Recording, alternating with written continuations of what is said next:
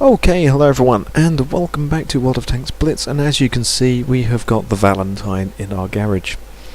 Now, those of you who have seen it will remember my Valentine tank review on PC, because I did not like this vehicle on PC. It was a horrible vehicle to use. The premium Valentine, I quite like. And in Blitz I also quite like the premium Valentine, but the non-premium, the standard tech tree Valentine, I don't like as much.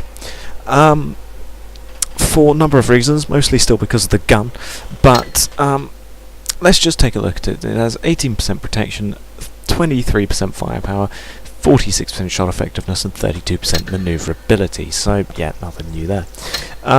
It has got 540 HP. Compared to the Valentine, which has got 570. Any other light tanks that I have? No, I'm not really a light tank person. But I'll be comparing it to the non-premium Valentine anyway, mostly. Or to the premium Valentine, sorry, mostly. Just because, yeah. So, yeah, compared to the premium Valentine, which has got 570. Why isn't this training? Takes forever. But anyway, yeah, compared to the standard Valentine, the premium Valentine has got more HP by 30, which is a rather amount. The hull armor is 60 all round, and the turret armor, the front is 65, side is 60, front is rear is 65. So the armor on the Valentine is decent. It's very good for tier 4. 60mm is a lot of armor. It's an well-armored tank. However, the premium Valentine does pivot slightly with a slightly better side turret armor by 5mm, which is notable, I guess. It doesn't really change that much, so we got to give it that. But still, yeah. So there's that. The maneuverability, now bearing in mind that I'm not using the 100% crew because I hate this Valentine, but looking at it, it does get a 46 degrees per second traverse speed with the top tracks and everything, and then it also gets a 40 degrees per second turret traverse, which is, that's decent. That's a decent traverse. What is it? 46? No, 42 and 40. So there you go, 42 and 40. We've got to remember that. This gets 43 and 41. So it gets slightly more maneuverability for the premium Valentine. This gets a top engine of 165 horsepower for an 18.5 ton tank. This gets a 144 horsepower engine for a 15 ton tank. So yeah, it has got more engine power, but then more weight. So you can understand that. But this has got a 24 km/h top speed for the non-premium Valentine. For the premium version, that gets a 32 km/h top speed, which is notable, most certainly, because that's almost 10 km/h more. Bearing in mind that this thing only weighs 3 tons. It's 3 tons lighter, but it also has about 20 less horsepower, which you would think would make it slower, but it's not. It's faster, and it's more maneuverable. And that's odd. It's odd, and it's not good. Because, well, they're basically the same tank. Why aren't they basically the same? Well, could say the turret and the gun are more weightier, as is the engine, which is true, but the engine on this is less for a lower weight. It's substantially less for slightly less weight, but I digress. So yeah, what on earth was that just came up? Oh, oh well, it doesn't matter. So yeah, it's just perplexing, really, for that. So yeah, compared to the premium Valentine, it has less hit points, worse armor, you could argue, with 5mm less for the side turret. It weighs more, has a more beefier engine, but it has a worse top speed, a worse traverse, and a worse turret traverse with 100% crew, looking at both of them. Bearing in mind that this is using the gun rammer, so let's just take off gun rammer, just to be fair, because this thing isn't using gun rammer either. But we'll leave the gun for now, and just move down to the engine. 15% chance of firing impact, yeah. That's alright. 182.5 200 meters view range. If we do that, it goes up to 230. Yeah, there's nothing much there. That's pretty standard. And then the suspension, load limit of 20 tons. Not too bad. 40 degrees per second traverse with 100% crew. But now we come to the gun, and well, you've got the 2-pounder Mark 10, which is pretty terrible. You've got the 2-pounder Mark 3, which is better, but still not the best. And then you've got the 2-pounder Mark 5. Sorry, the 6-pounder Mark 5, which is the gun of choice for the Valentine. Now, bearing in mind that the 6-pounder is a 57mm gun. Just to prove it, there it is, 57mm AP. Compared to the 45mm of the Valentine 2. So obviously the Valentine's going to have a better gun over the Valentine 2, purely because it has more alpha, more alpha and a better penetration, which is something to note, without APCR obviously. But it's a terrible gun, quite honestly. Looking at it, it gets a 12.52 rate of fire, which gives it about a 4.7 second reload. That's 4.7 seconds to do about 90 damage on average. It's not a great thing, really, because looking at it, you have got the Chihi, is another tank which uses a 57mm. This is the 57mm experimental tank gun, the Shin, and that gets a 13.60 rate of fire. And, well, it's notable purely because it's still a whole round more per minute. So that's another round which can hit the target. The same with the Kiho, because they use the same gun. So there are very few tanks which actually use 57mm guns at tier 4.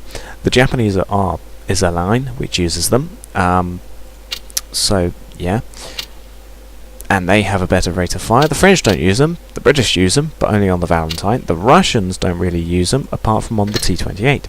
T-28 gets the 57mm S4, which gets a 14.21 rate of fire, which is 2 rounds per minute more than the Valentine. The Su-85B, I don't think... yes, it does. It gets a 57mm ZIS-2, which gets a 16.75 rate of fire, which is still higher than the Valentine. The Germans use 50mm guns, if anything, so it's sort of unfair because it's a slightly smaller caliber, but still that gets a 16.47 rate of fire. The Americans use the 57mm anti-tank guns on some of their tank destroyers. There it is, the 57mm gun M1.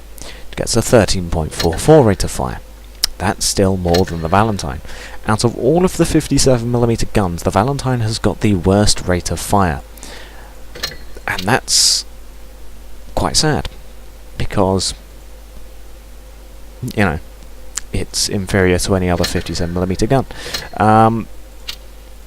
And looking at the gun, it gets 130mm of penetration with AP, 180 with APCR, and 50 with HE. That's decent pen. Overall, that is decent penetration. Average damage as well, 90, 80, 100. It's a 57mm. There's nothing much you can do about that. However, the accuracy, absolutely terrible. With 100% crew, accuracy goes down to 0.39 accuracy. That's still terrible accuracy. The aim time is good, 4.3 seconds. That's a very good aim time. But the accuracy, 0.39. Just to take a look at the American tank guns, 57mm, 110 average damage, so slightly worse. Same average damage, slightly better accuracy. Yeah, the same pen. Okay. The T-28 with the 57mm S4. 112 average pen, 90 average damage, 0.32 accuracy, and a 4-second aim time. Su-85B with the 57 ZIS-2, 112 average damage, 90 average damage, average pen, average damage, 0.32 dispersion, 3.8 second aim time. Alright, at the Japanese, the Kiho, experimental 57. Only has 87 penetration, which is absolutely terrible. 90 average damage, 0.34 accuracy, and a 4.2 second aim time.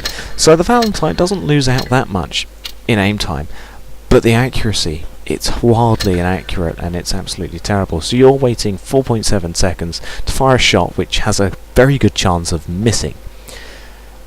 And that's just frustrating, really, because it has got the longest reload time, it's got the best penetration, but it's got the longest reload time, and it's got a wildly inaccurate gun. And after all that, it's mounted on an inferior tank than the Valentine 2. The only time that the Valentine outclasses the Valentine 2 is in some of the gun stats. For example, the pen, the average damage. The Valentine 2, more accurate. Valentine 2, better aim time. Valentine 2, better rate of fire due to it being a smaller caliber. Alright, so you can't really say that. But, even so, that's looking at the tanks in the tech tree. That might not even be with modifications of 100% crew. In fact, what have I got researched? I have the T28 researched, so let's just purchase that. Basic training, yeah. Go to the tank, thank you very much. Let me research and mount it. Research, there you go. So that might be with 100% crew. Yeah, 14.21 rate of fire with 100% crew. So with 100% crew, 14 rate of fire. With 100% crew, 12.5. There's no contest. Really, this is just the better tank in terms of the gun.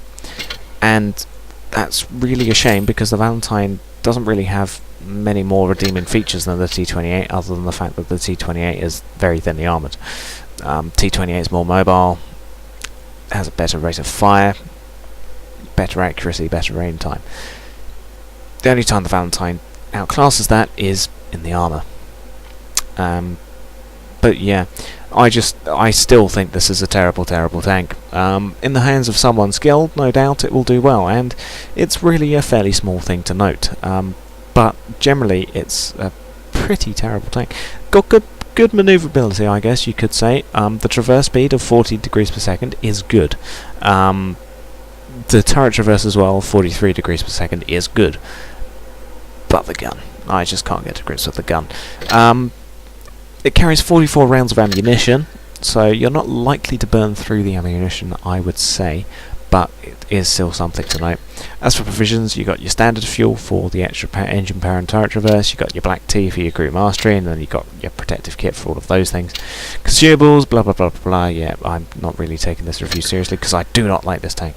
But yeah, repair, first aid, fire extinguisher, engine power boost, adrenaline, multi-purpose. They're your standard consumables, whatever. So if you really like the Valentine, you can go ahead and do that. As for the equipment, yeah, gun rammer, definitely.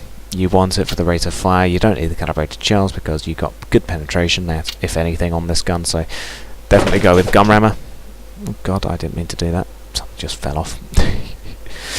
Ignore that. But yeah, definitely gun rammer.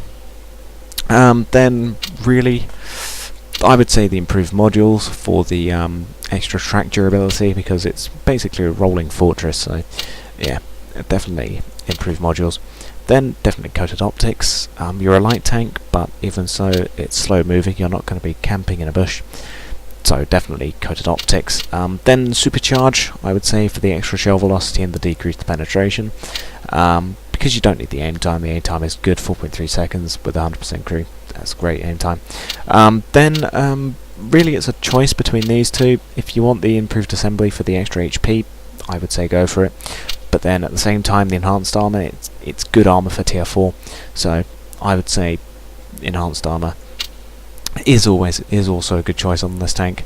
Then I would say engine accelerator to reach your top speed quicker. It's a low top speed, but reaching it is still nice. Then definitely refined gun, because, well, the accuracy is just terrible. So anything to get that accuracy down to a better accuracy number is always going to be welcome. So definitely then refined gun. Then I would say enhanced tracks for your, well, tracks. Then your choice, whatever the hell those two things are. So overall, I still do not like this tank. I think that on the port over from PC to Blitz, nothing has changed. I still think it is a terrible tank, and I do not like it. I much prefer the Valentine 2.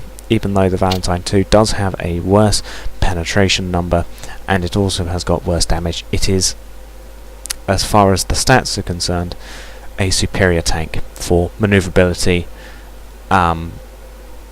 accuracy, survivability. It's just overall a superior tank to the Valentine, and I still stand by that. I still do not like this Valentine at all. But in the hands of someone skilled, can do well. If anything, it's got good penetration, and good armor is the only things really that I can list which are good about this tank. If you disagree with me, that's fine. Everyone's entitled to their own opinion. I think the Tankenstein is a wonderful tank, even though it is most certainly not.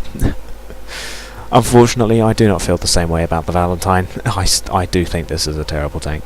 But yeah, I think that's my angry review over with. So I'll thank you for watching, and goodbye.